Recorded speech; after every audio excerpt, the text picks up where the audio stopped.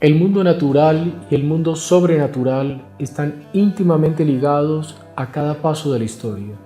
Y eso vamos encontrándolo a través de los grandes sucesos, los grandes acontecimientos que marcan el desarrollo de la historia de los hombres. Encontramos, por ejemplo, que cuando el Imperio Romano estaba en su caída, la providencia suscitó una vocación, la santidad de un San Agustín, que luminosamente fue explicando a sus contemporáneos y para la historia, para el futuro, lo que significaba toda esa caída de un mundo establecido que con su desaparición se asemejaba al fin de una historia y al fin de un mundo. De otro lado, la Edad Media, cuando entra en crisis, la providencia envía un hombre de la grandeza de un San Vicente Ferrer que prevé la caída de la Edad Media, anuncia los males, indica las soluciones y es llamado en su tiempo el ángel del Apocalipsis. En los años del mundo moderno, cuando vienen los cataclismos de la Revolución Francesa, estos son anticipados por la prédica y el anuncio profético de un santo de la altura y de la grandeza de un San Luis María Griñón de Montfort. En los tiempos contemporáneos, la providencia envía la mensajera de las mensajeras, María Santísima. Y es justamente en el inicio del siglo XX, hacia el año 1917, porque antecede incluso un poco antes estas apariciones de Fátima, que Nuestra Señora anuncia al mundo una serie de catástrofes, una serie de males, indica la solución y hace una conclamación para la salvación de los hombres de nuestro tiempo. Es María Santísima aquella suprema profetisa que es enviada por su divino Hijo a la tierra para que los hombres escuchen y enderecen el camino. Y tal vez la devoción a Nuestra Señora de Fátima, que se tiene en tantos y en tantos lugares del mundo, cuántas parroquias, cuántas imágenes peregrinas, sin embargo, muchas veces no se detienen las personas en conocer la naturaleza de ese mensaje, de los anuncios, de la historia que encierra, una historia riquísima en contenido y en detalles, y además también una verdadera llave de cúpula que nos puede indicar las soluciones para nuestro mundo. Fátima, apariciones que se dan en un pequeño pueblo de Portugal, en un terruño, en medio de un bosque, un lugar alejado, Leiria, a Cova de Iria, un lugar que para nuestro mundo y para el mundo sobre todo de aquella época no decía mucho, no decía prácticamente nada. Sin embargo, toda esa zona de Fátima, la Cova de Iria y otros lugares son marcados por siglos de historia, una historia que se remonta incluso a la Edad Media. Es allí, muy cerca a Fátima, donde se dio una batalla que estuvo comandada por uno de los ejércitos. Su comandante era nada más y nada menos que un santo, el santo Nuno Álvares Pereira, y es en los bosques de la zona de la Cova de Iria donde este santo se preparó para una gran batalla, que fue la batalla que consolidó y, por decir así, dio la identidad al reino de Portugal. Cerca de allí se construyó un monasterio histórico y tal vez el mayor monumento gótico que existe en Portugal, que es el monasterio de Batalha, el monasterio de la Batalla. Hay también un convento muy importante en la historia, porque es un convento de los templarios en Portugal, Alcobaça. Toda esa región histórica, pero como que olvidada también por el paso de los siglos, una región alejada de los grandes centros urbanos, sobre todo de los centros que estaban más a la moda en aquel tiempo, a inicios del siglo XX, un mundo en el cual estaba terminando un periodo histórico que fue la Belle Époque, periodo que surgió del año 1870 después de la guerra franco-prusiana y que terminó propiamente con la Primera Guerra Mundial. Un mundo, la Belle Époque, que indicaba un futuro aparentemente promisor para la humanidad. El enriquecimiento en las materias primas, en la producción, es el inicio de una gran revolución industrial, son procesos y elaboraciones mecánicas que hasta ese momento no se conocía, el uso de recursos que tampoco estaban al alcance de los hombres de tiempos anteriores, el uso de la máquina, del motor de explosión, el uso del carbón, y parecía que el desarrollo científico y las ciencias y el conocimiento cerraban una etapa anterior de la historia y abrían al mundo una maravilla de desarrollo y de gozo material y social. Sin embargo, esa esperanza que fue marcada por un hecho muy famoso en la historia, que es la Exposición Universal de París del año 1900, Exposición Universal en que se glorificaba por entero la materia. Fruto de esa exposición es nada más y nada menos que la Torre Eiffel de París, era un monumento en metal grandísimo que llega hasta nuestros días, y en fin, era un mundo de materialismo y de gozo. Se pensaba que abriendo escuelas se cerraban cárceles, que ya no se necesitaba la vieja moral, que la religión podía ser dejada de lado. Incluso en Portugal, al inicio del siglo XX, justamente se dieron revoluciones, la caída de la monarquía, el surgimiento de nuevas formas de gobierno, convulsiones sociales, pero que hacían presagiar en medio de todas las cosas un mundo de un carácter distinto, alejado de la fe, alejado de la religión. Entre esos cambios, esas transformaciones, y también toda esa esperanza de desarrollo material se ven de un momento para otro cercenadas y cerradas por una realidad cruda, una gran guerra.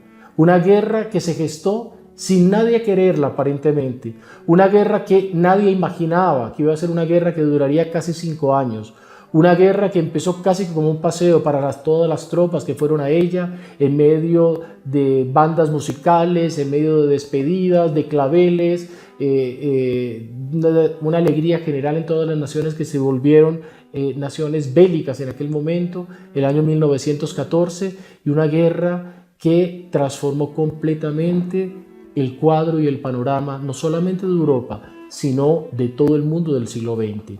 Entonces, entre la esperanza y la decepción de la guerra y de la transformación histórica que esta trajo, en el año 1917 se da un anuncio para el mundo.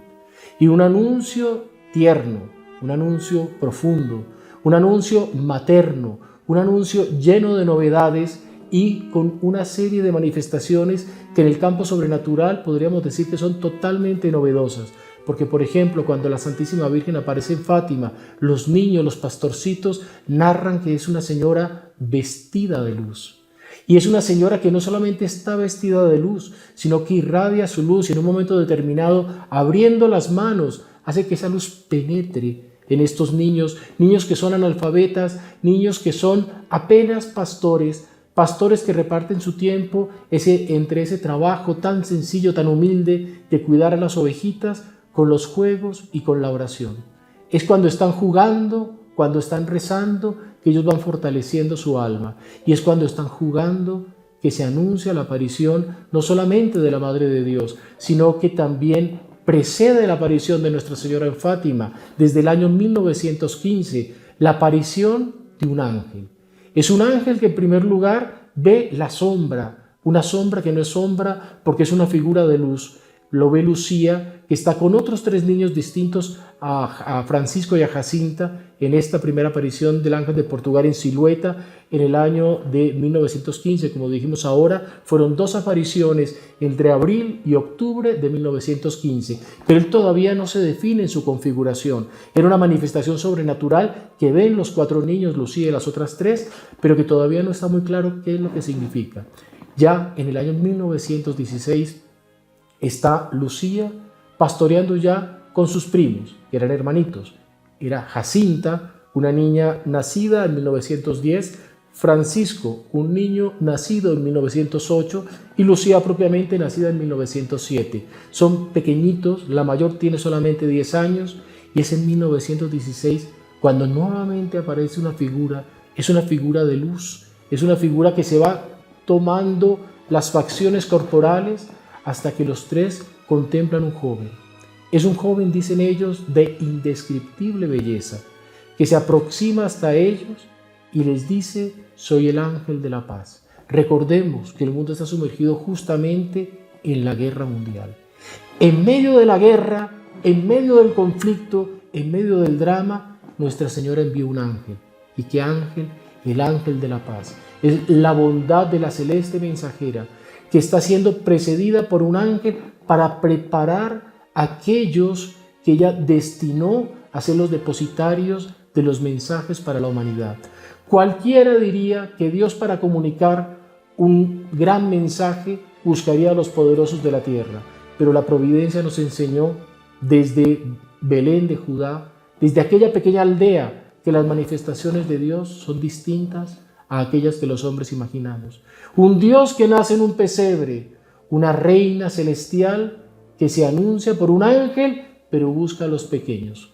Una nación pequeña, una nación tal vez secundaria en el escenario de las naciones de Europa, una nación llena de historia, pero una nación que en ese momento estaba al margen, como dijimos hace un instante, del acontecimiento central, que era esa gran guerra mundial, esa gran guerra de naciones.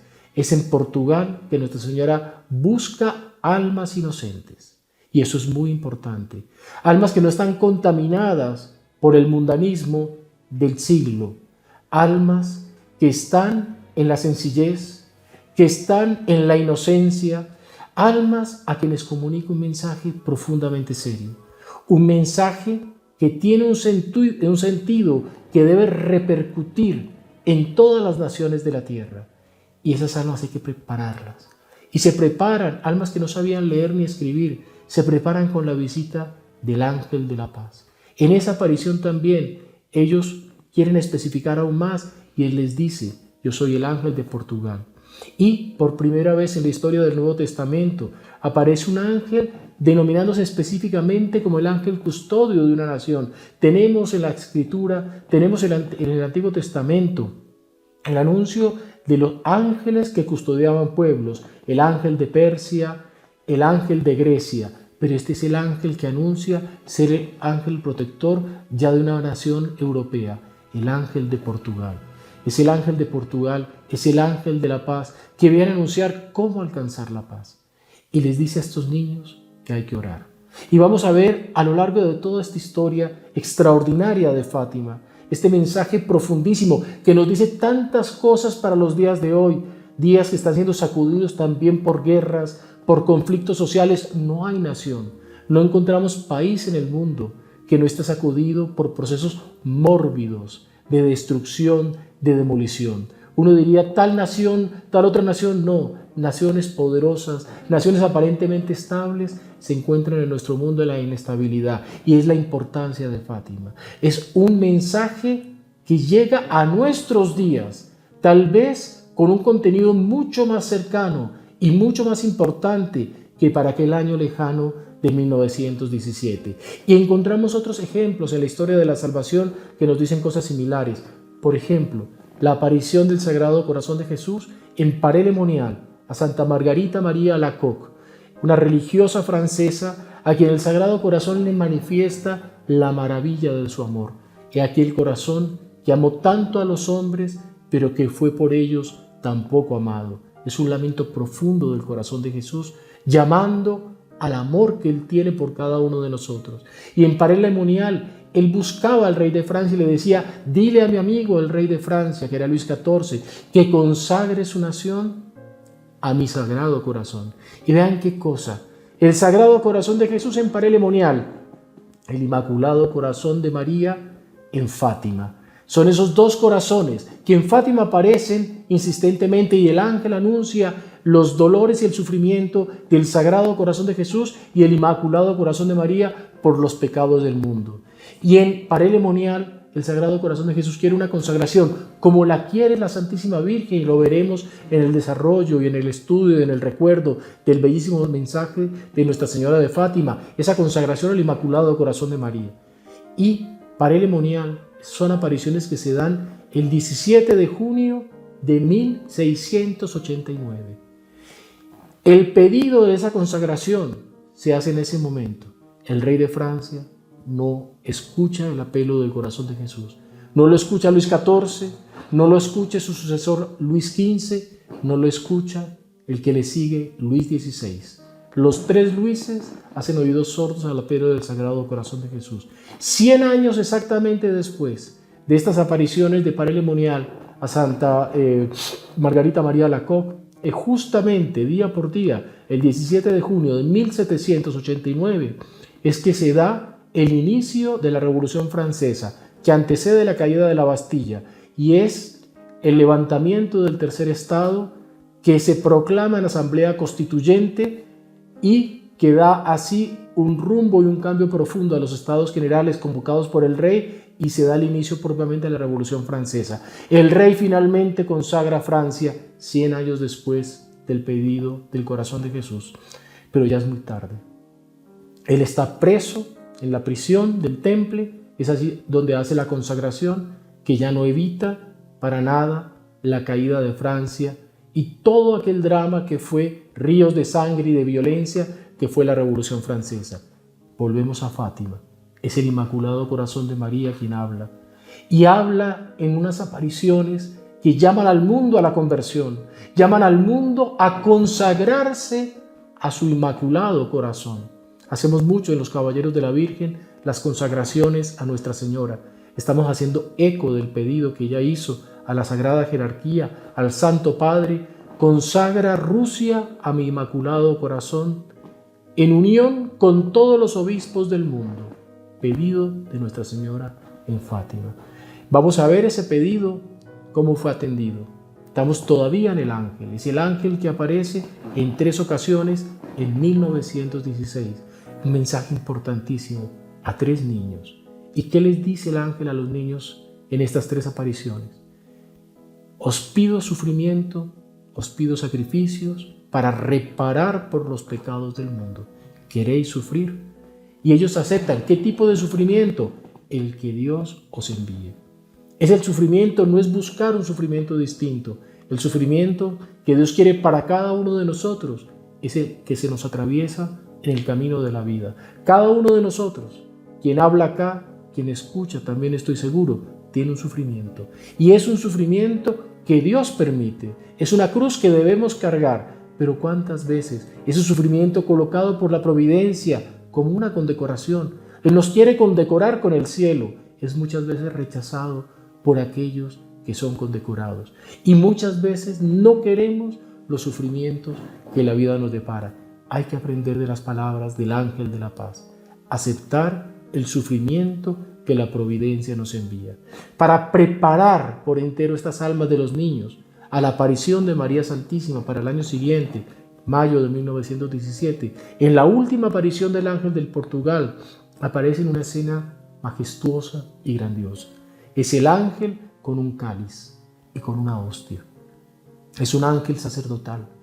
Es un ángel que tiene una hostia en la mano, lo cuenta Lucía en detalles, una hostia que está sangrando, gotea de la hostia. Están las memorias de Lucía, toda esta narración maravillosa y extraordinaria, gotea de la hostia las gotas de sangre del Redentor.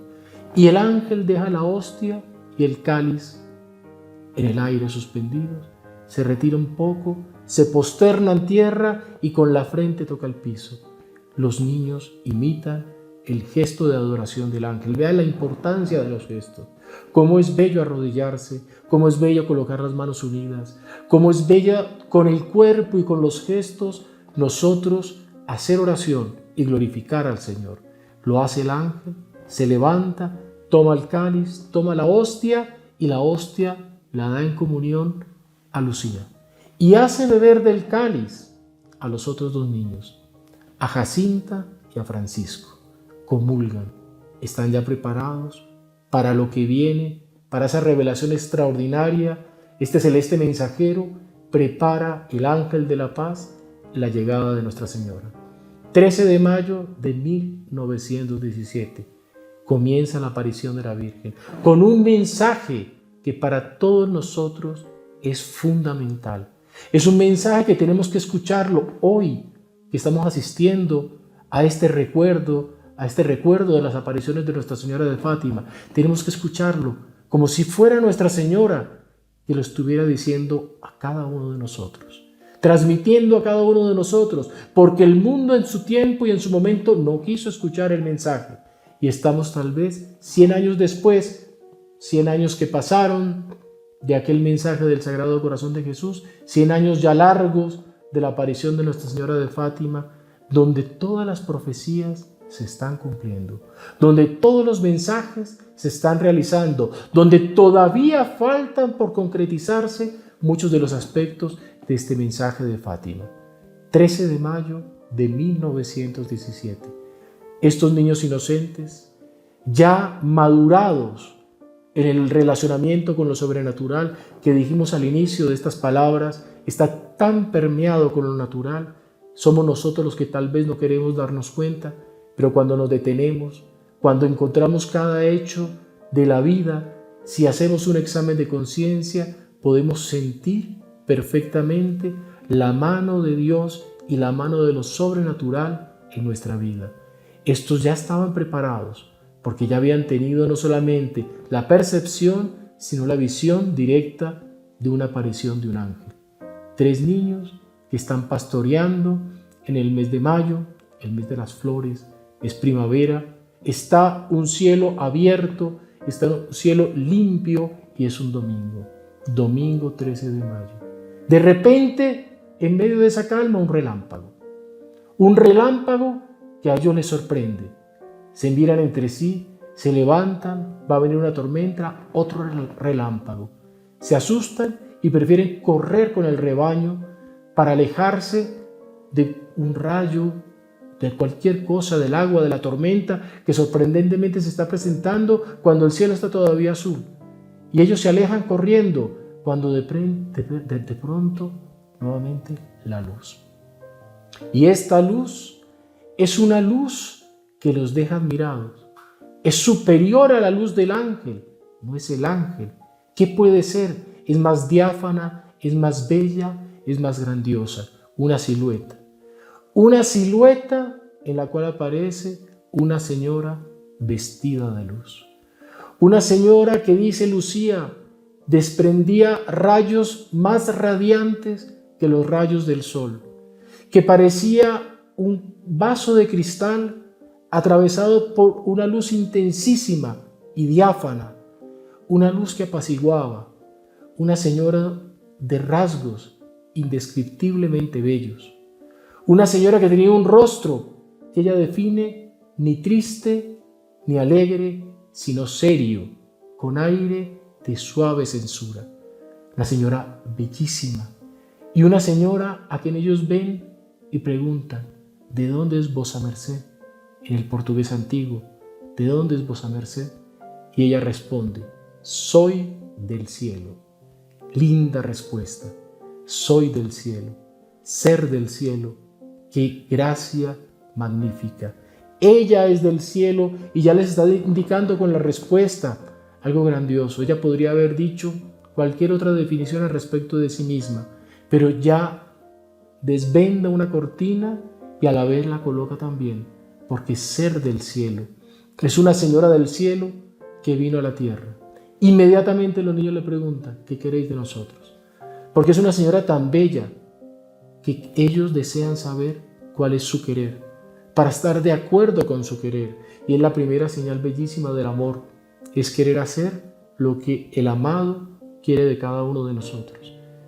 Ella, la señora que se define como es siendo del cielo, les dice misteriosamente: quiero que vengáis cada mes, el día 13, a este lugar. Vendré 6 veces y después vendré una 7ª y última vez. Es un misterio. Lo deja así y no dice más. Ella quería que ellos regresasen. Ella quería que estuviesen allí. Ella quería constituir un relacionamiento con niños inocentes, con niños que habían sido elegidos para una visión grandiosa y bellísima, con unos niños que ya habían sido preparados por la comunión para encontrarse con aquella señora que es del cielo. Ellos quedaron encantados y la señora abre las manos y ellos sienten que la luz penetra en ellos y que la luz es diáfana y de pronto ellos mismos se ven en la luz como si estuviesen viéndose en Dios. Así lo describen los pastorcitos. Es un misterio. Dice: como el espejo que reflejase de la mejor manera en la faz de la tierra, mucho más que Él, nos veíamos en Dios. Y la luz nos apaciguaba y la luz nos hacía felices. Y ella se va alejando lentamente, lentamente, y se va hasta el cielo. Quedan ellos extasiados, quedan ellos maravillados. Es el 13 de mayo de 1917. A la par está el mundo en guerra. Está una guerra que no acaba, guerra de trincheras, conflicto de naciones, caídas de gobiernos, un mundo que se va desmoronando, el mundo de los estados centrales, el mundo de las monarquías, una revolución que está empezando y que va a tener mucho que ver con toda esta historia. Es justamente Lenin que está yendo desde Suiza justamente a Rusia para allí comenzar la revolución bolchevique, que termina en la revolución de octubre, que realmente fue en noviembre, porque el calendario ruso es distinto a nuestro calendario occidental, debido a que es una iglesia que es cismática, la iglesia ortodoxa rusa. Ellos no hicieron los ajustes del calendario católico, ellos tienen un mes de diferencia con nosotros. La revolución famosa de octubre es en noviembre, 6 meses exactamente antes de la revolución bolchevique, de la revolución de octubre en Rusia, es esta aparición del 13 de mayo de 1917. Secreto guardado por niño no es fácil, es imposible. Ellos tenían un pacto de no decir nada, pero fueron contando, sobre todo Jacinta. Hay que entender que Jacinta es una niña que había nacido en 1910, estamos en 1917, 7 añitos, pequeñita niña. Y ellos cuentan lo que ha sucedido. Y empieza a salir la voz y se notaba en la presencia de ellos, se notaba en la fisonomía de ellos, se notaba en su mirada, algo estaba ocurriendo. Había algo de misterioso, ellos estaban distintos. Y eso lo sienten sobre todo los papás. Y los papás los papás de los dos Marto, Jacinta y Francisco, ellos creen. Los papás de Lucía no creen. Y viene toda una dificultad, ya desde ahí comienzan los sufrimientos. Y estos niños también los buscan. Ya les había dicho el ángel de Portugal, ya se habían encontrado con Nuestra Señora. Ellos siendo niños comienzan las penitencias. Y miren qué cosa, en nuestro mundo contemporáneo, en el mundo del siglo XX, en nuestro mundo del siglo XXI, yo creo que no hubo tiempo en la historia que se huyese más del dolor y del sufrimiento que el nuestro. Algunos querrán rezar, nadie quiere sufrir. Y es lo que el ángel y María Santísima pidió de estos niños. 13 de junio de 1917. Ahí tenemos la segunda aparición. Y es una aparición que ya no van solo los 3 niños. Ya va una pequeña multitud, 50, 60 personas. Los siguen para ver qué es lo que está sucediendo, qué es aquello que los está transformando. Y ese fenómeno ya es visto no solamente por los 3 niños, sino que los que estaban allí presentes contemplan una modificación de la luz del lugar. Ven que hay una especie de nube que baja, una especie de nube brillante que se coloca sobre una encina y que la encina como que se dobla por el peso que está colocándose sobre ella, se estremecen las hojas del árbol y la propia luz que está alrededor, como que la luz del sol se apagase y se empiezan a ver los astros. Es un misterio que ya vio este puñado de personas que los acompañaron. Los 3 niños ven a la Virgen. Jacinta la ve y la escucha. Francisco solamente la ve y no la escucha. Lucía la ve, la escucha y puede hablar con Nuestra Señora. Vean qué jerárquico. Hay una elección a los 3, pero hay una jerarquía muy de María Santísima y de la Providencia. Hay una desigualdad, hay una diferencia entre ellos. Le pregunta a la Santísima Virgen, ¿nosotros nos vamos a salvar? Sí, van a ir al cielo. ¿Jacinta va a ir al cielo? Sí. Y Francisco también, pero tiene que rezar muchos rosarios. A él le faltaba oración. Y yo, sí, pero ellos 2 irán primero que tú. Tú te vas a quedar acá, ellos van a ir pronto. Y fue tal cual, porque los Jacinta y Francisco murieron poco después, víctimas de una pandemia que fue la última hasta la que tuvimos recientemente, que fue llamada la gripa española.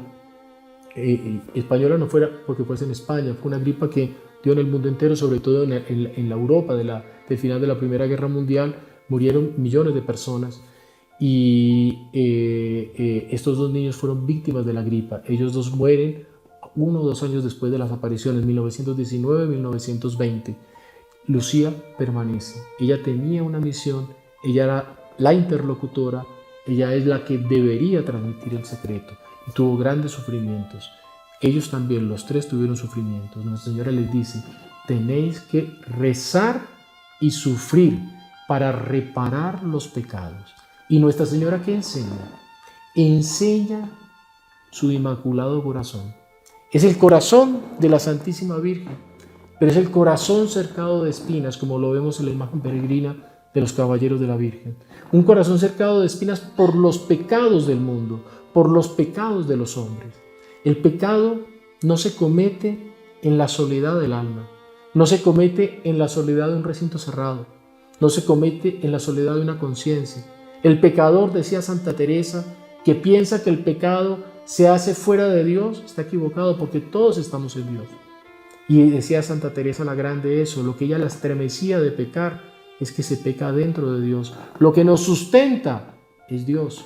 Dios está en cada uno de nosotros. En los bautizados, por supuesto, con la gracia santificante, pero Dios está en todos, porque si Dios no estuviera, la creación no se sustentaría. La creación, como diría un teólogo muy brillante, el padre Rollo Marín, si Dios durmiese, la creación se desharía. Y aumentaba el doctor Plinio Correa de Oliveira, si despertase y con su sola voluntad lo reconstruiría. Es Dios quien sustenta la creación y sustenta a cada uno de nosotros. En Dios estamos, nos movemos y existimos, dice San Pablo.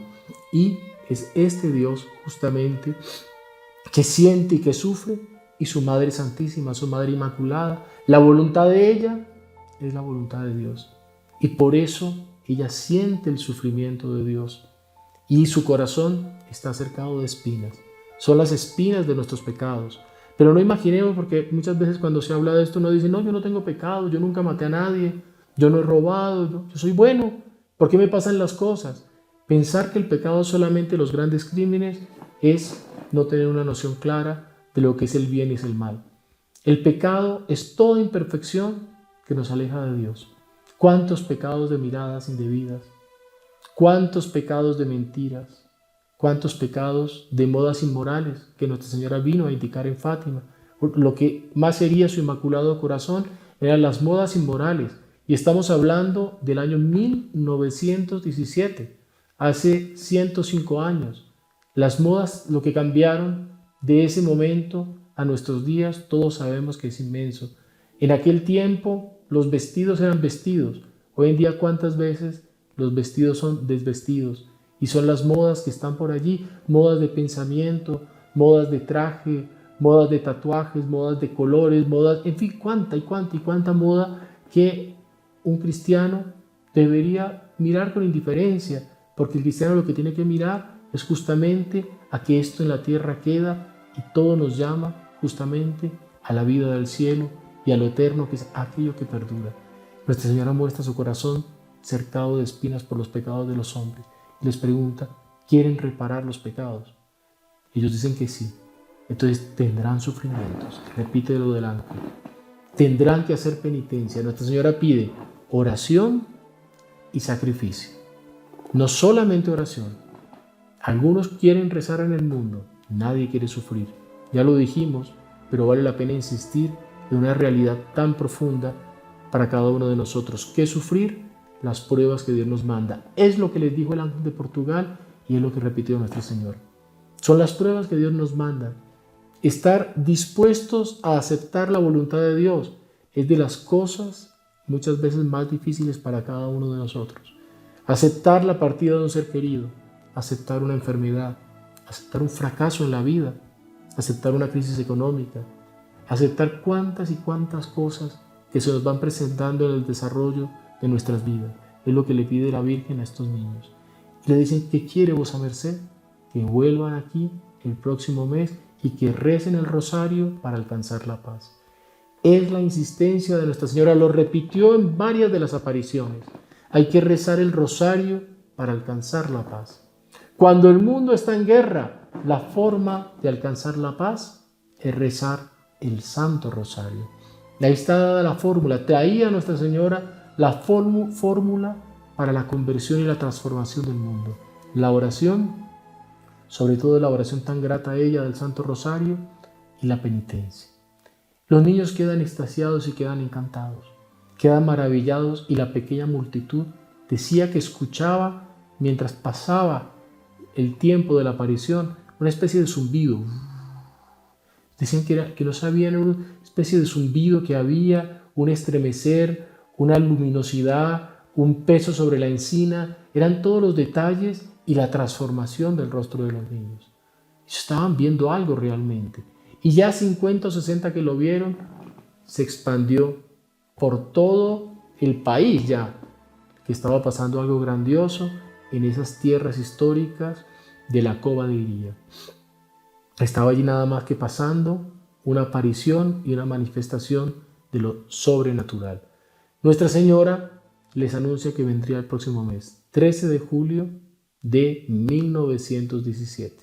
Ya la multitud no es pequeña, ya hay 5.000 o 6.000 personas en el lugar de las apariciones aguardando la llegada de los pastorcitos. Ya la cosa llegó a la parroquia, ya la cosa llegó a las autoridades civiles, a las autoridades municipales. Ya hay un estremecimiento y una gran repercusión. Los hechos están comprobados por muchas personas. La sola actitud de los niños es una manifestación de que es algo real. Pero los niños están pasando por grandes pruebas. Incomprensión de su familia, sobre todo en la familia de Lucía. Lucía sufrió muchísimo porque los padres no aceptaban las apariciones. ¿Y ella cómo hacía para convencerlos? La llevan donde el párroco y el párroco la interroga. Y el párroco le dice, eso no es nada sobrenatural, porque si eso pasara de verdad, ustedes deberían contar los detalles y esa aparición debería hablar a la autoridad eclesiástica y no a ustedes. Y ustedes no deberían dejar de contar todos los detalles de lo que está sucediendo. Eso debe ser una ilusión del demonio. Les dice así. Y entonces Lucía, hay que entender, son niños, entra en shock. Total, ella queda conmovida, al punto que su subconsciente queda tan traumatizado que el día anterior a la aparición, ella sueña con que el demonio aparece burlándose y dando carcajadas, diciendo, te engañé, era yo y te engañé. Y la trata de agarrar y de llevar al infierno. Y ella, aterrada, se despierta gritando en medio de la noche. Deciden ir al día siguiente al lugar de las apariciones. No quiere ir, la llama a los primitos y ella dice que no va a ir. Pero finalmente cuando se acerca la hora, algo la impele, algo la mueve, ella no quiere dejar de estar en aquel lugar donde la llama la providencia y sale corriendo y llega a tiempo con los otros dos en medio de la multitud, abriéndose paso entre las 6.000 personas que estaban allí presentes para ver a Nuestra Señora por tercera vez. Ellos ya están siendo formados en lo sobrenatural. Ya habían visto 3 veces en el año 16 al ángel. Ya Lucía había visto en el año 1915 la primera figura del ángel. 1916, 1917. Tercera aparición el 13 de julio. Está Nuestra Señora. Aparece la luz. Aparece ese rostro maravilloso, indescriptible. Ya dice, nunca lo pudo describir exactamente porque era indescriptiblemente bello. Un vestido blanco de luz, un manto también blanco con un borde dorado, las mangas cerradas, no abiertas como se usaban en muchas túnicas, no se dejaba ver ni el cabello ni las orejas, estaba toda cubiertica, solamente aparecía el rostro. Como adorno, solamente un collar que casi le bajaba a la cintura, en el centro de la cual se encontraba una especie de bolita, significando el mundo, el universo, y hacia sus pies una estrella cintilante. Nuestra Señora aparece nuevamente y ahí Nuestra Señora, este 13 de julio del año 1917, empieza a revelar los secretos y los mensajes de Fátima. Pongamos atención, son muy importantes y tomémoslo como un mensaje que Nuestra Señora da a cada uno de nosotros. Ella abre las manos y la luz en esta ocasión penetra la tierra. Se abre la tierra y en lo profundo de la tierra los 3 pastorcitos ven nada más y nada menos que el infierno. El infierno con llamas que abrazaban las almas de los pobres pecadores, que se elevaban como que fueran centellas o carbones, transparentes y frágiles, que se elevaban en medio de gritos de desesperación, cayendo, subiendo, destrozándose los unos contra los otros. En medio de esto, los demonios se distinguían como animales inexistentes en la tierra, de formas horribles y asquerosas, de animales desconocidos que torturaban las almas de los pobres pecadores. Ellos dan un grito y su rostro se transforma. La multitud lo ve. Existen las fotografías, aquí van a ver una de ellas, la fotografía después de la visión del infierno. Ellos quedan con rostro de angustia, con un rostro lleno de tensión, porque es algo horrendo lo que vieron. Y Nuestra Señora continúa: visteis el infierno donde van las almas de los pobres pecadores. Para evitarlo, he venido a establecer en la faz de la tierra la devoción a mi Inmaculado Corazón. La solución al infierno es la devoción al amor de María, al Inmaculado Corazón, nada más y nada menos. Y aquí hagamos un pequeño alto en el camino e imaginemos lo siguiente: ¿cuántas veces, católicos incluso, critican que se pueda venir a hablar de las postrimerías de los hombres, es decir, de la muerte, del juicio, del cielo y del infierno? Son 4 postrimerías. Postrimerías son los últimos momentos, en latín novísimos, postrimerías en español. Todos pasaremos por eso, todos moriremos, todos seremos juzgados y todos iremos o al cielo o al infierno, cualquiera de los dos lugares. Y alguien puede decir: no, el infierno no existe. Resulta que los niños los vieron en Fátima. Y la doctrina católica tiene toda la demostración lógica, racional y filosófica del porqué de la existencia del infierno. Y algunos dicen: no se debe asustar con el infierno. Miren que cuando la Virgen vino al mundo contemporáneo, le mostró el infierno, y no se los mostró a adultos, se los mostró a niños. Se los mostró de una manera pedagógica. Después los calmó con su bondad. Vistes el infierno donde van las almas de los pobres pecadores.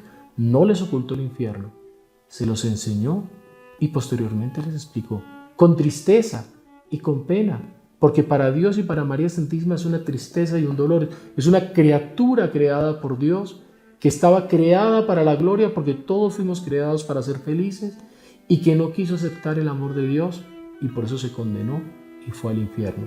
El pecado condena, el no confesarse condena, los vicios condenan. Por eso tenemos que confesarnos con frecuencia, por eso tenemos que tener vida sobrenatural y vida interior.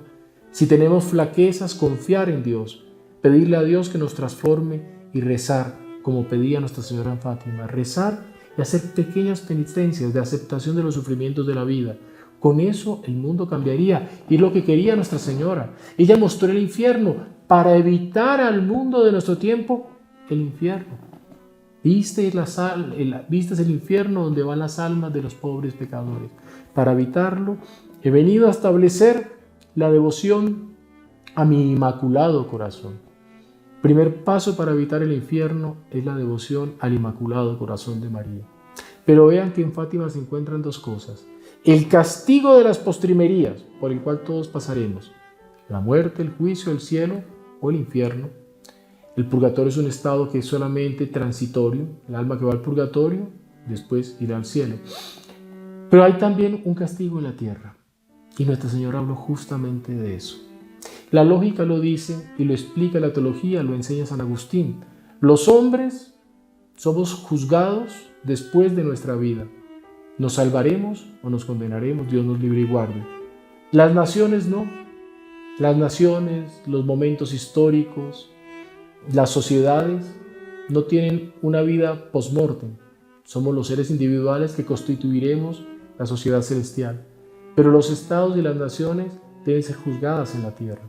Y hay pueblos que pecan, hay pueblos que cometen pecados. Lo vemos en la historia de la salvación. Por ejemplo, la Torre de Babel. Fue el pueblo naciente, nos lo cuenta la historia de la salvación, que pecó y tuvo un castigo en la tierra. La Torre de Babel. El mundo de Noé tuvo un castigo en la tierra por sus pecados. Vino el diluvio universal. Es la historia sagrada. Está contenido allí. Lo aprendimos cuando pequeños. Lo debemos enseñar a los demás. Es la historia que está en las Sagradas Escrituras. Todos nosotros lo conocemos. Escritura que además son leídas también por los judíos. En fin, la Sagrada Escritura no está solamente en el Antiguo Testamento como un tesoro de los católicos. Están también en manos de los judíos y en fin, no solamente de los católicos, sino de cualquier religión protestante. Está allí en la historia. Fueron pueblos que son llamados y son juzgados en la tierra. Los egipcios de la época de Moisés sufrieron su castigo en la tierra cuando el Mar Rojo envolvió y sepultó el ejército del faraón.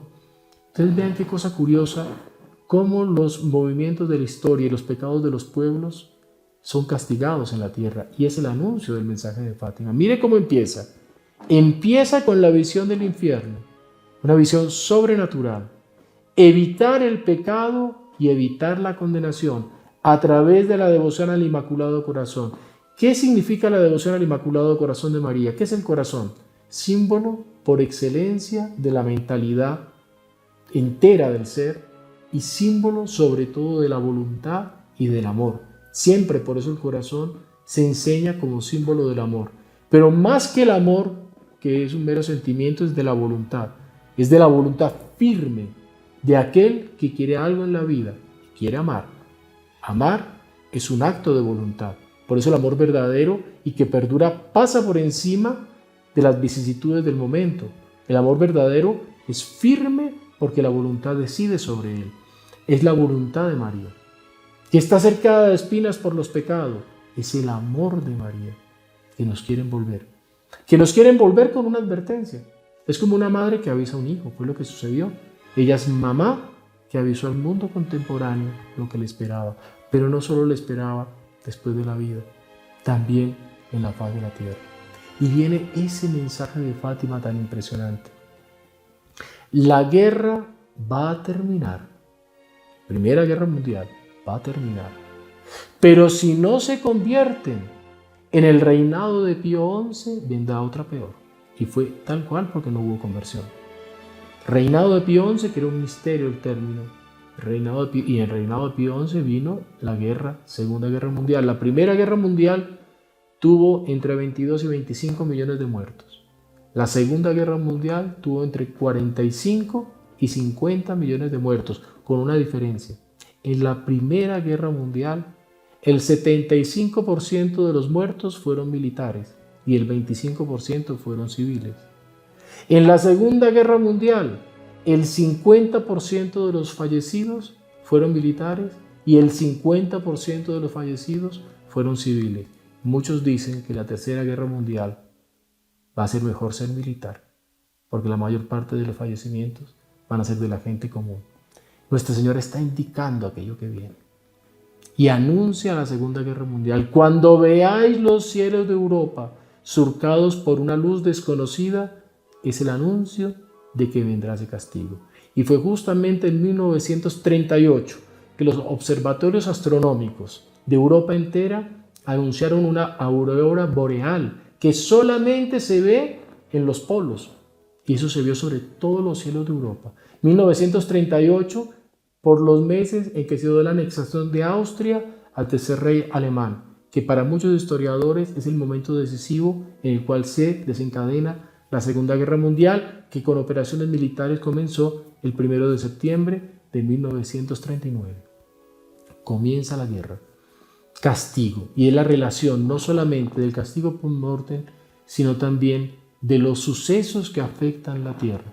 Cómo lo que sucede en la tierra tiene una consecuencia. Esto es muy importante y es lo que de corazón queremos transmitirles. Los hechos de la tierra no son hechos políticos, económicos, sociales que se van sucediendo sin una lógica. Hay una lógica y todos los hechos, los dramas, las crisis tienen por detrás un profundo contenido moral y por lo tanto religioso. El comportamiento humano en cualquier campo del saber, en cualquier campo de la acción del hombre, tiene por detrás un aspecto moral. O sea, que es aquello que me lleva a hacer las cosas de esta manera y por lo tanto un contenido profundamente religioso. Y ese contenido religioso está marcado por la virtud o por el pecado. Y si está marcado por el pecado, no podemos nosotros esperar de una sociedad que no tiene límite, de una sociedad que no tiene control, que vaya a proceder unas relaciones armónicas. No. Procede el conflicto, el choque y el desmoronamiento. No hay otra manera, porque si las almas no están armonizadas por la virtud, el egoísmo es el Señor. Y cuando el rey de los hombres es el egoísmo, ¿cómo vamos nosotros, entre 8.000 millones de habitantes que tiene la tierra, aunar 8.000 millones de egoísmos. Lo que nos saca de nosotros es la fe católica, apostólica y romana. Aquella que nos dice que hay unos mandamientos, que nos enseña a amar al prójimo, que nos enseña a ser bondadosos, que nos enseña a colocar la otra mejilla, que nos enseña a perdonar, que nos enseña a amar a nuestros enemigos, que nos enseña a proclamar a toda criatura, como dice el Evangelio de San Marcos en el capítulo 16, proclamad a toda criatura el Evangelio. ¿Qué significa eso? Es toda criatura, toda obra de Dios hay que proclamar el Evangelio, es decir, toda obra de Dios hay que tornarla bella y hacer una sociedad bella y armónica con base en la fe, con base en la doctrina de la Iglesia, con base en la práctica de los mandamientos, con defectos, con caídas, pero sobre todo con una fe que nos levanta y que nos conduce a aquella que es del cielo, que es María Santísima. Entonces, conflictos, una nueva guerra. Y hay un paso más en el mensaje de Fátima. Rusia esparcirá sus errores por el mundo, promoviendo guerras y persecuciones a la Iglesia. El Santo Padre tendrá mucho que sufrir. Naciones enteras serán aniquiladas de la faz de la tierra. Son las palabras de la Santísima Virgen. Ese es el secreto que se conoció ya en la década del 40. Hay después todo el tema del tercer secreto de Fátima, que más adelante vamos a hablar de él. Pero esto es la parte reconocida y que toda la Iglesia conoce. De tal manera conoce la Iglesia que hay una gran relación entre los papas y Fátima desde el primer momento. Un dato, por ejemplo, el Papa Pío XII fue ordenado obispo el 13 de mayo de 1917, el día y el año de la primera aparición de Fátima. En 1918, el Papa Benedicto XV ya anunciaba a Fátima a los obispos portugueses como un hecho sobrenatural que la Iglesia tomaba a serio. Posteriormente, todos los papas, el Papa Pío XI, el Papa Pío XII, Papa Pío XII hace la consagración del mundo, pero no la hace completa como la pidió la Virgen María. Para evitarlo, volvemos al secreto de Fátima. Para evitar todo esto, para evitar el infierno, para evitar esas guerras, esas revoluciones, esas persecuciones a la Iglesia, esa aniquilación de naciones. El término es muy importante. Naciones enteras serán aniquiladas de la faz de la tierra. Es una afirmación impresionante, porque aniquilar es del término nihil, latino, que es hacer nada, es no existir más. Aniquilar es una desaparición que es la más firme y radical que se puede imaginar. Fue el término que nuestro Señor utilizó en Fátima. Naciones enteras serán aniquiladas de la faz de la tierra. Para evitarlo, Dios quiere establecer en el mundo la devoción a mi Inmaculado Corazón. Es Dios el que quiere llevarnos de la mano de su madre. Y dice el doctor Plinio Correa de Oliveira algo bellísimo. Como un padre que no tiene más que hacer ante un grupo de hijos que están subordinados, manda la más tierna de las madres, María Santísima. Y quiere establecer no cualquier tipo de devoción, sino la devoción más bella, la devoción del amor al Inmaculado Corazón de María. El término Inmaculado Corazón de María es mencionado 7 veces en todo el mensaje de Fátima. El término Sagrado Corazón de Jesús es denominado 9 veces en las apariciones de Fátima. 7 y 9. Números que nos dicen mucha cosa. Devoción al Inmaculado Corazón de la Santísima Virgen María. Y preguntamos, ¿esa devoción está esparcida por el mundo? No es la solución a la guerra, no es la solución a los problemas. Somos devotos como debemos serlo al Inmaculado Corazón de María. Y queda la perplejidad. Y hay algo más. Nuestra Señora, de una manera sencilla y bondadosa, ella en su mensaje ya no es en estas primeras apariciones, sino que es posterior, no nos confundamos con fechas, pero es en 1925 que Nuestra Señora aparece a Lucía, ya Lucía religiosa, y le anuncia a Lucía. Ella primero fue religiosa de una comunidad que se llamaba las Doroteas, posteriormente salió de las Doroteas y se hizo religiosa carmelita, el Carmelo de Coimbra. Nuestra Señora le aparece en 1925, ellos siguen teniendo, y también Jacinta tiene varias apariciones posteriores a las apariciones propiamente de Fátima. Nuestra Señora le aparece y anuncia que ella quiere establecer la devoción de los primeros sábados. justamente para evitar el castigo. Ella quiere evitar el castigo del infierno y el castigo de la aniquilación de las naciones, de las guerras, de las persecuciones de la iglesia, que el Santo Padre tendría mucho que sufrir. ¿Cómo evitarlo? ¿Cómo evitarlo? ¿Cómo lo dice Nuestra Señora que hay que evitarlo? Coloca una condición tan sencilla. Quiero establecer la devoción de los primeros sábados de mes. Durante 5 sábados continuos, que las personas se confiesen. Vean el orden, qué importante. Primero confesarse, comulguen, recen el Santo Rosario y me acompañen meditando 15 minutos un misterio del Rosario. Entonces, qué importante, lo que quiere Nuestra Señora es comulgar habiendo confesado antes. No ir a comulgar así nomás, no. Nosotros tenemos que comulgar estando en estado de gracia de Dios, porque a Dios se le ofende con el pecado. Hay algunos que dicen, yo me confieso con el crucifijo, yo me confieso pidiéndole perdón. No, hay que confesarse vocalmente con un sacerdote, que además, para hacer válida la confesión, él debe utilizar la fórmula: yo te absuelvo de tus pecados en el nombre del Padre, del Hijo y del Espíritu Santo. Amén. Si él dijese, Cristo te absuelve, está incompleta la fórmula. Yo te absuelvo, porque es la garganta del sacerdote que presta a Jesucristo sus cuerdas vocales. Es Jesucristo que nos absuelve por la voz del sacerdote. Confesarse, comulgar colocando la intención, rezar el Santo Rosario pidiendo reparación y acompañando 15 minutos. Tan fácil. Una vez al mes. Nuestra Señora no podía hacerlo más fácil.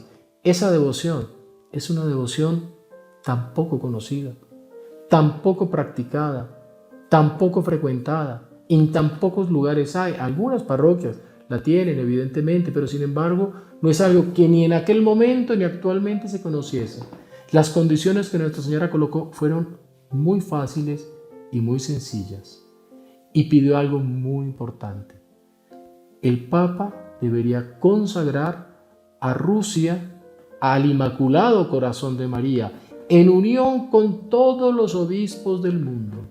Vean la importancia de la consagración. Aquí es la autoridad eclesiástica que debería ser la ceremonia de la consagración. Pero cómo es importante todos nosotros consagrarnos a Nuestra Señora. Es una devoción muy importante porque es entregarnos por entero. Hay tanta gente que se consagra a cosas malas en la vida, se entrega de cuerpo y alma. Qué bueno es consagrarse y entregarse de cuerpo y alma. Con lo que tengo, aquí me acuerdo en Colombia una ceremonia muy bella, el 6 de mayo, justamente del año 2001, 6 de mayo de 2001, en el Palacio de los Deportes, que Monseñor John Cladías, nuestro fundador, él consagró en ese momento de una manera muy bella.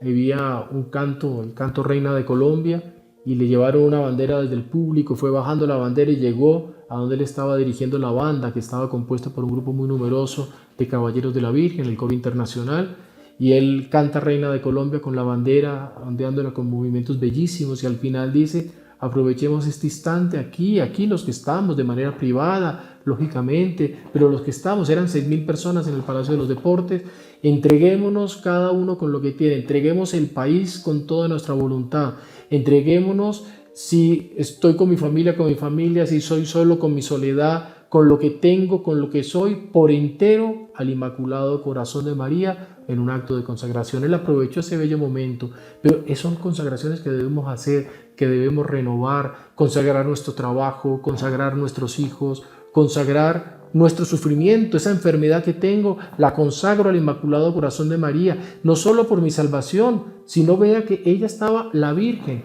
voy a utilizar un término fuerte, estaba mendigando, una santísima mendiga que estaba extendiendo su mano a 3 niñitos de un paraje perdido del mundo, pidiéndole que rezase y sufriese por la conversión de los pobres pecadores. La santa mendiga está pidiendo una limosna que es de cualquier sufrimiento, y ella a cada uno de nosotros hoy, en este momento, nos está extendiendo la mano. Hijo mío, hija mía, tú me dejas sola, tú no luchas por mí, y no pide la limosna de que cada uno de nosotros le entreguemos esa oración, ese sufrimiento, ese momento difícil que nos cuesta, para que ella sea glorificada, para que los pecadores, un pecador que tal vez nunca vamos a conocer, se convierta, para que ella tenga esa moneda preciosa en el mundo sobrenatural, ante Jesucristo nuestro Señor, y que se conviertan aquellos pobres pecadores que ella quiere evitarles el infierno. Y con estos actos buenos y bondadosos, ¿cómo haremos el bien? Mire que en nuestro mundo, incluso entre católicos, existe una cosa que se llama la herejía de las obras. Se piensa que el apostolado es un activismo, es acciones específicas. Y ni siquiera eso, se piensa que la religión es dar un pan, es dar una limosna, es entregar un dinero, es que esas son las obras sociales. Que ay, vea que tan bonito, mucha gente dice eso. Esas monjitas que hacen trabajo social, qué lindo. Pero esas monjitas que están en un convento, ¿para qué están ahí? La gente no entiende la grandeza y la belleza de la vida contemplativa. Son los pararrayos del universo. Son aquellos que están comprando la transformación del mundo. Y Fátima se centra justamente en un pedido enteramente espiritual. Oración y sufrimiento para reparar el corazón de Dios. Dice Nuestra Señora que ya está muy ofendido. En la balanza sobrenatural el pescado va pesando. Pesa y pesa. Los pecados sociales, las legislaciones pecaminosas, los estados y las naciones que aceptan leyes que son leyes pecaminosas, por más que las quieran pintar como leyes tan modernas y tan actuales. Va en la negación de la verdad, de la belleza y la bondad. Y por más que lo acepte, y habitualmente ni siquiera la gente las acepta, esas leyes las imponen. Y eso es un pecado público. Y es un pecado que tiene que ser reparado. Tiene que haber quien esté dispuesto a sufrir y a reparar. Y ya Nuestra Señora está reparando, y el divino reparador. Jesucristo vino a la tierra solo para eso, a sufrir y a redimir los pecados de los hombres. Solamente que esa redención, que es total, absoluta y que tiene todo el valor pleno, quiere Jesucristo nuestro Señor que cada uno de nosotros nos unamos a ella. Y es el momento de nosotros unirnos, escuchando estas palabras sobre el mensaje de Fátima, al acto redentor del Señor, ofreciendo lo poco que somos. En la Santa Misa se coloca el vino antes de la consagración. Y el Padre, ustedes ven que coge una cucharita y coloca una gotita de agua en el vino. Es todo esto de vino y es una gotita de agua que cae allí. ¿Qué significa el agua? Es el sufrimiento de toda la humanidad, porque Jesucristo es Dios. El sufrimiento de Él corresponde a un Dios. El sufrimiento de la humanidad entera es una gotita de agua. Pero también cada uno de nosotros tiene esa gotita de agua que se quiere unir al acto redentor del Señor. Y si hubieran muchas almas, repararíamos los pecados de nuestro tiempo.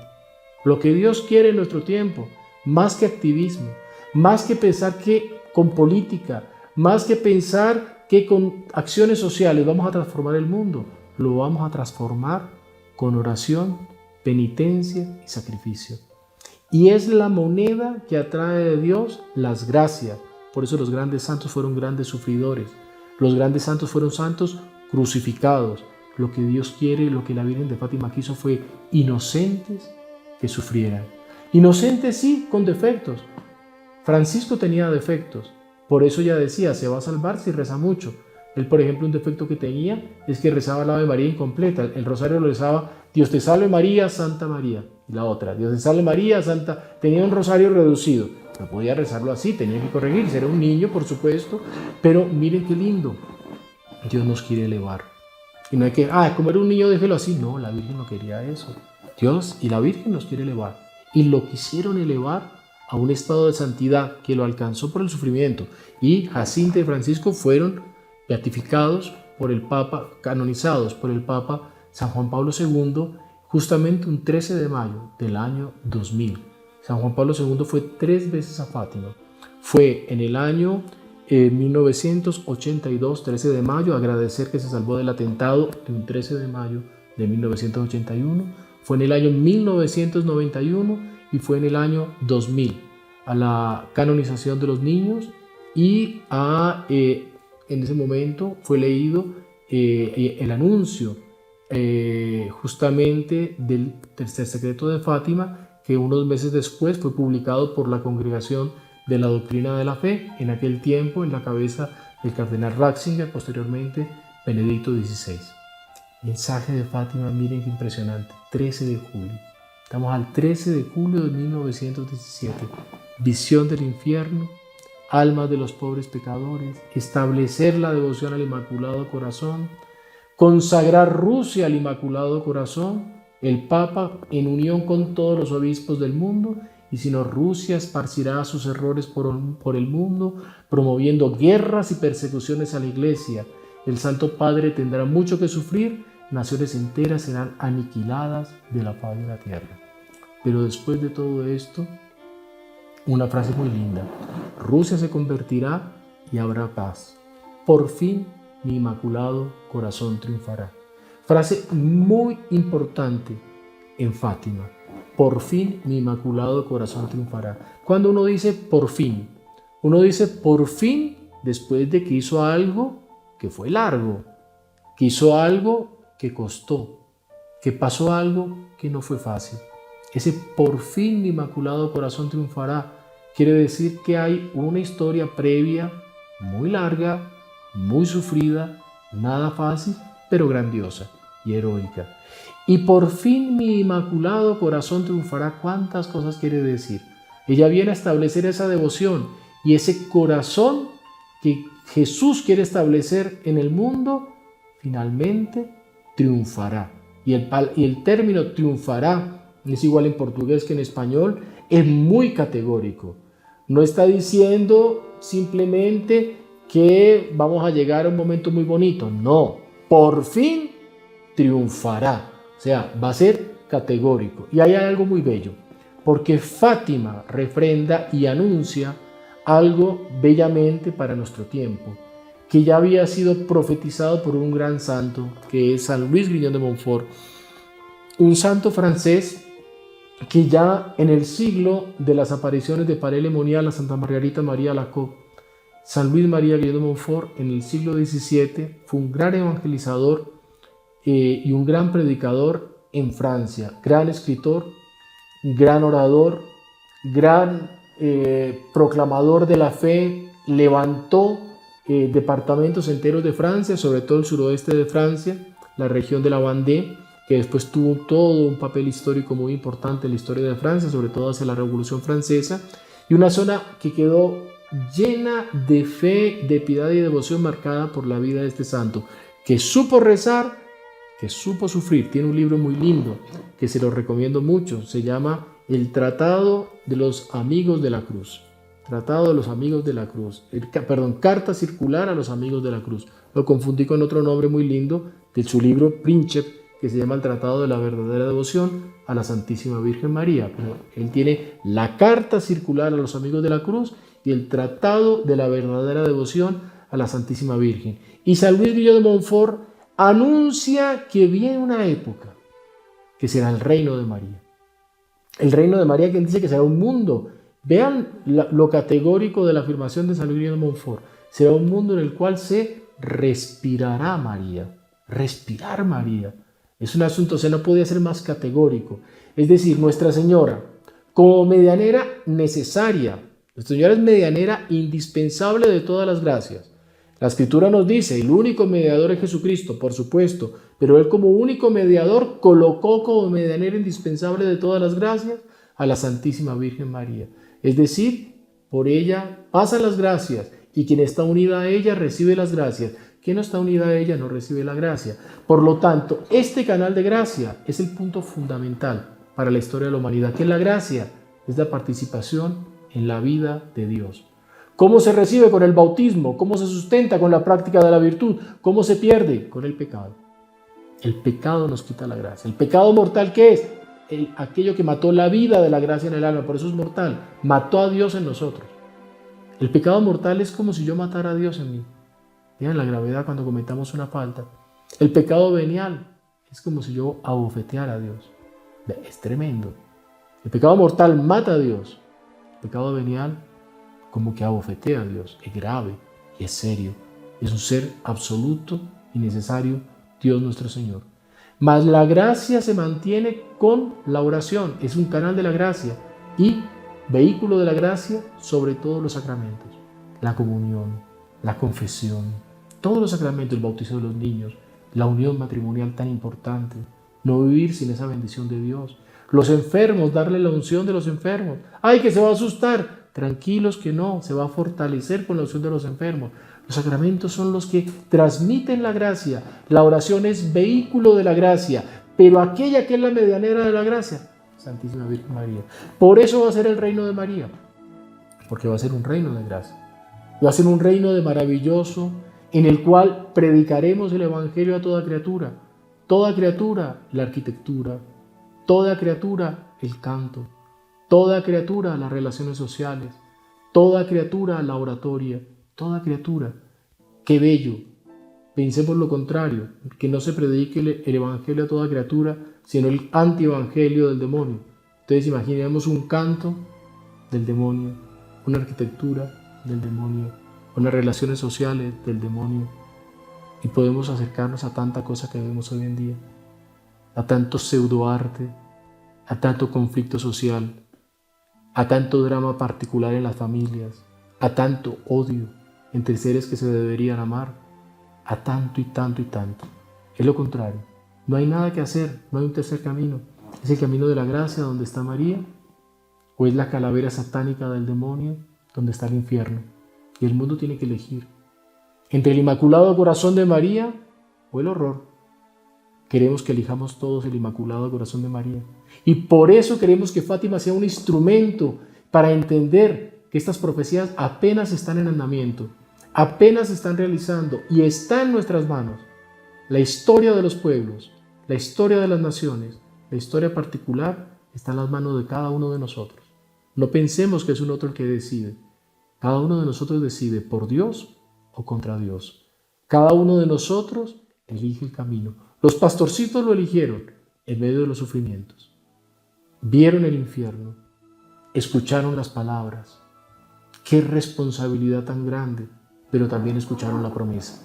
Por fin mi Inmaculado Corazón triunfará. Niños pequeños, una niña de 7 años, para aquellos que dicen, no, a los niños déjenlos ser niños. La Virgen quiso que madurara. Sigamos la pedagogía de la Virgen, desde pequeños que maduren, con amor, con cariño, con formación, pero no dejemos eternos niños. ¿Cuánto problema hay en nuestra sociedad con gente que son ancianos y nunca dejaron de ser niños en el sentido malo? Niños por inmaduros, niños por ridículos como se visten, niños por torpes en su forma de ser, niños por lo egoístas que son. Pensemos un poco en el mundo que nos rodea. Tal vez hemos visto personas así, en las que bello es un niño que es maduro, que es serio, que es piadoso, que es devoto. Los niños eligieron. Terminó la aparición con esa multitud. Los niños quedaron conmocionados, Portugal quedó conmocionado, al punto que la siguiente aparición, que debería ser el 13 de agosto, trató de ser evitada porque ya comenzó un complot. Y es siempre lo que sucede. El mal quiere cercar el bien. El mal quiere evitar ese bien que es difusivo. Ellos quieren comunicar el mal, pero ellos quieren evitar que se difunda el bien. Y entonces el mal comenzó a conspirar, ridículamente, contra 3 niños. Pero vamos a hacer una pausa y continuamos mañana profundizando en las apariciones y mensajes del Inmaculado Corazón de María, de Nuestra Señora de Fátima, para el mundo de nuestro tiempo. Aquí en la descripción vamos a dejar el link con el recordatorio para que mañana nuevamente nos encontremos a los pies de María Santísima, Reina y Señora de Fátima. Si no te quieres perder ninguno de nuestros videos, suscríbete a nuestro canal, activa la campanita y no te olvides de compartirlos con tus conocidos.